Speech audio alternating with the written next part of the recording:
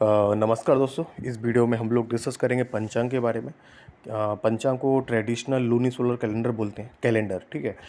Actually अभी तक हम लोग ना जो भी कैलेंडर यूज़ करते हैं, अपना जो फेस्टिवल है, त्यौहार है, बर्थडे है, वो सब बनाते हैं ना, तो वो ग्रेगोरियन कैलेंडर के बेसिस पर बनाते हैं। और वो अंग्रेज़ों के द्वारा बनाया गया कैलेंडर है, अंग्रेज़ों के द्वारा निजात किया कैलेंडर है वो। हमारा जो कैलेंडर है ना, वो लूनी सोलर कैलेंडर है। लूनी सोलर मतलब वो चंद्रमा और सूरज की जो मूवमेंट होती है, जो पोजीशन होती है, उसकी बेसिस पर तैयार किया जाता है। और ये जैसे मैंने बताया, ट्रैक करता है मून और सन के मूवमेंट को। और अपने पंचांग में ना सिर्फ 354 दिन ही होते हैं। जैसे जो ग्रेगोरियन कैलेंडर है, उसमें 365 दिन होते हैं, क्योंकि वो सूरज की पोजीशन के मूवमेंट के बेसिस पर बनाया जाता है। और अपना अपना जो पंचांग है, वो जो चंद्रमा, स्पेशली चंद्रमा और सूरज दोनों को देख के बनाया जाता है। तो अब दोनों के दिन में डिफरेंस है। एक में पंचांग के अकॉर्डिंग 354 दिन, और ग्रेगोरियन कैलेंडर के अकॉर्डिंग 365 दिन। तो इस चीज़ को ना अलाइन करने के लिए, सिंक करने के लिए, जिससे ना लोग कंफ्यूज ना हो, तो उसकी वजह से क्या करते हैं कि हर 32 से 33 महीने के बाद पंचांग में एक महीना जोड़ देते हैं, जिसको आर्थिक मास बोलते हैं। और ये जो पंचांग ना, वो इंडिया में भी लोग यूज़ करते हैं, मतलब जो फेस्टिवल के मनाने के लिए, तारीख डेट देखने के लिए। और साउथ ईस्ट जो एशिया है, उसमें जो बहुत सारी कंट्रीज़ हैं, जैसे सिंगापुर, मलेशिया, कैम्बोडिया वगैरह, थाईलैंड वगैरह, वहाँ पे भी इसके बेसिस पे लोग अपने जो भी रिचुअल्स हैं, फेस्टिवल है, वो सेलिब्रेट करते हैं।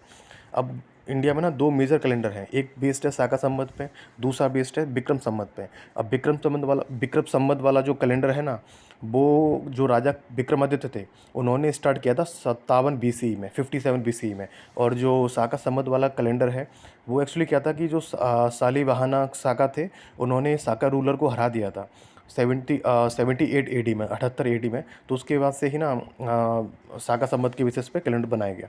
और दोनों ही कैलेंडर चंद्रमा के मूवमेंट के ऊपर बेस्ड है। शाका संवत को ना इंडिया का नेशनल सिविल कैलेंडर भी बोला जाता है, क्योंकि जो आम आदमी होता है, जो अपना जैसे वो देख रहा है कि एकादशी कब पड़ती है, दिवाली कब पड़ती है, होली कब पड़ती है, तो वो ना वो उसी के बेसिस पे वो अपना वो क्या बोलते हैं, त्यौहार बनाता है।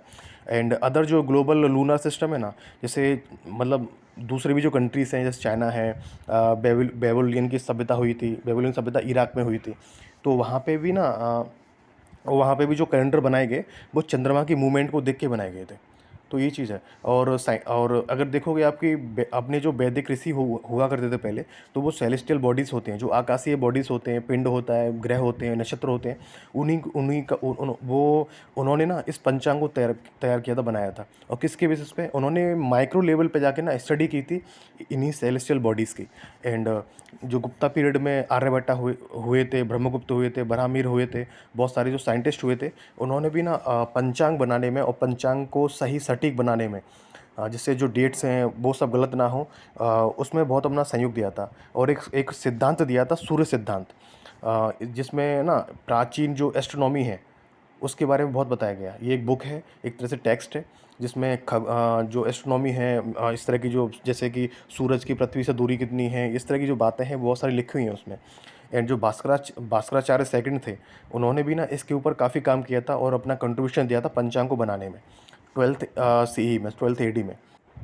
एंड ना जैसे इंडिया इंडिया का जो, जैसे जनरली जो ग्रेगोरियन कैलेंडर है, अंग्रेज़ों का जो कैलेंडर है, अभी तक हम लोग जिसको यूज़ करते हैं, तो उसमें जैसे एक नई साल स्टार्ट होती है 1 जनवरी से। लेकिन हमारा जो पंचांग है, उसके अकॉर्डिंग साल का जो पहला महीना होता है ना, वो चैत का होता है, और वो मार्च अप्रैल में पड़ता है। मतलब मार्च या अप्रैल, अब जैसे इस बार ना 13 या 14 को ना शायद साल का पहला महीना था, नई साल बनाया गया था। और जैसे बहुत सारे जो देश के राज्य, अलग अलग राज्य, वहाँ पे डिफरेंट तरीके से, जैसे तमिलनाडु में नए साल के दिन को ना वो लोग पुथोड्डू बोलते हैं, पुथांडू बोलते हैं। तो ये वही चीज़ है।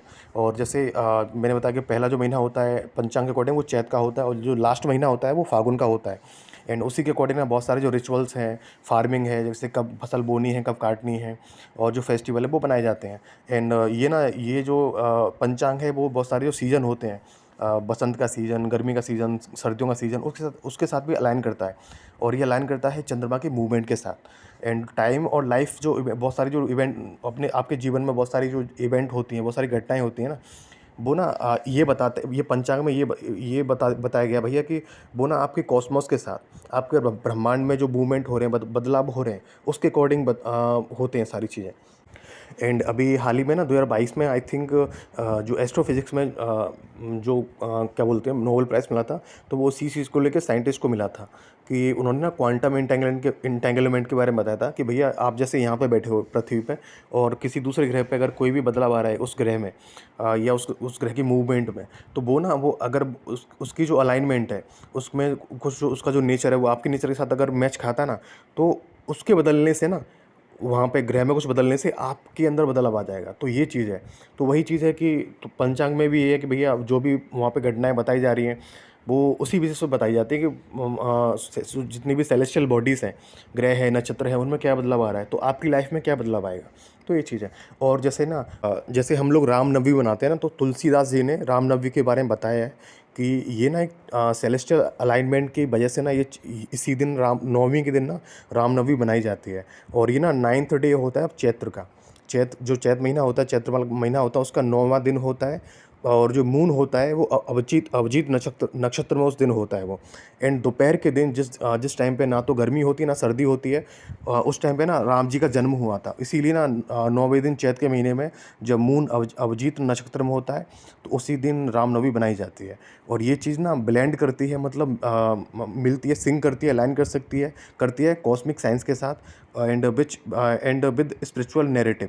तो मतलब यही चीज़ है कि हमारे पंचांग में ना साइंस का भी ख्याल रखा गया है और स्पिरिचुअल नैरेटिव का भी ख्याल रखा गया है। मतलब दोनों ही चीज़ें, ऐसा नहीं है कि हमारा जो पंचांग है वो अनसाइंटिफिक है।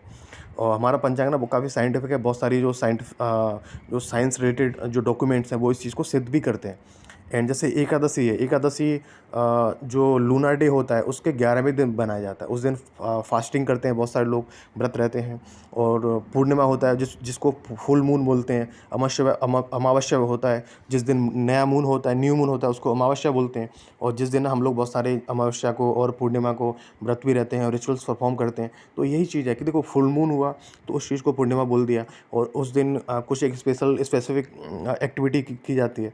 तो ये चीज़ है कि साइंटिफिक चीज़ें हैं, और उसी चीज़ को ना स्पिरिचुअल आपके जो कर्मकांडों से जोड़ा गया है। एंड जो कैलेंडर जो हमारा पंचांग है ना, वो हमारे भोजन को, हमारे खाने को, हमारे जो प्रार्थना है, पूजा पाठ है, फेस्टिवल है, उनको भी उनके साथ भी अलाइन करता है, उनके साथ भी सिंक करता है। एंड जो हमारा हार्वेस्ट सीजन होता है, किस दिन फसल काटनी है, कब फसल बोनी है, वो भी ना चंद्रमा की मूवमेंट के साथ ही इन चीज़ों का अलाइनमेंट होता है। तो ये चीज़ आपको समझने की है कि हिंदू धर्म में, सनातन धर्म में, हमारी संस्कृति में ना लूनार की मूवमेंट के ऊपर और सोलर मूवमेंट के ऊपर ना की मूवमेंट की जो भी एक्टिविटी हो रही है, उसी के बेसिस पे हमारी सारी एक्टिविटी होती है, ह्यूमन एक्टिविटी होती है हमारे हिंदू धर्म में। और हमारी जो कल्चरल लाइफ है ना उसी के अराउंड घूमती है। हमारी पूरी संस्कृति इन्हीं पंचांग में जो भी चीज़ दे रखी है उसी के अराउंड चीज़ें हम लोग करते हैं। एंड जैसे हमारा जो कैलेंडर है उसको इंडिक कैलेंडर बोलते हैं। लेकिन द थिंग इज़, प्रॉब्लम ये है कि हमारे कैलेंडर को के बारे में ना ज़्यादातर स्कूल में पढ़ाया ही नहीं जाता। स्टूडेंट को पता ही नहीं है कि पंचांग होता है क्या है, चैत का महीना कब स्टार्ट होता है, बैसाख कब आता है, ये फागुन कब आता है। ठीक है, ये चीज़ हम लोग को पता स्कूलों में पढ़ाई नहीं जाती। मतलब हमारा जो कल्चरल साइंस है ना उसके बारे में स्टूडेंट को शुरू से ही उनको अवेयर नहीं कराया जाता। एंड हमें ना सिर्फ ग्रेगोरियन कैलेंडर के बारे में पढ़ाया जाता है। ये चीज़ है। और हमारे जो रूट्स हैं, अगर हम लोग अपनी रूट्स को ही इग्नोर करेंगे, तो हमारे जो बच्चे हैं, जो पीढ़ी है, जनरेशन है, उनको हमारे जो कल्चर है, कल्चरल साइंस, उसके बारे में कैसे पता चलेगा। और अपने रूट्स को अगर हम लोग इग्नोर करेंगे, तो इस चीज़ को अगर आप आधुनिकता समझते हो, मॉडर्निटी समझते हो, तो ये चीज़ ना आप अपने कल्चर से ना आप डिस्कनेक्ट कर रहे हो अपने आप को। तो यही चीज़ है कि इंडिया जो स्कूल्स में है, ये चाहिए कि भाई शिक्षा में ये चीज़ रिक्लेम होनी चाहिए कि हमारी जो साइंटिफिक हेरिटेज है उसको लाना चाहिए, उसको पढ़ाना चाहिए। एटलीस्ट थोड़ा बहुत उनके उसके बारे में बच्चों को जानकारी देनी चाहिए, जिससे वो भी समझ पाएँ कि हमारे जैसे भास्कराचार्य थे, आर्यभट्ट थे, उन्होंने क्या क्या काम किया, उन्होंने क्या चीज़ खोजी।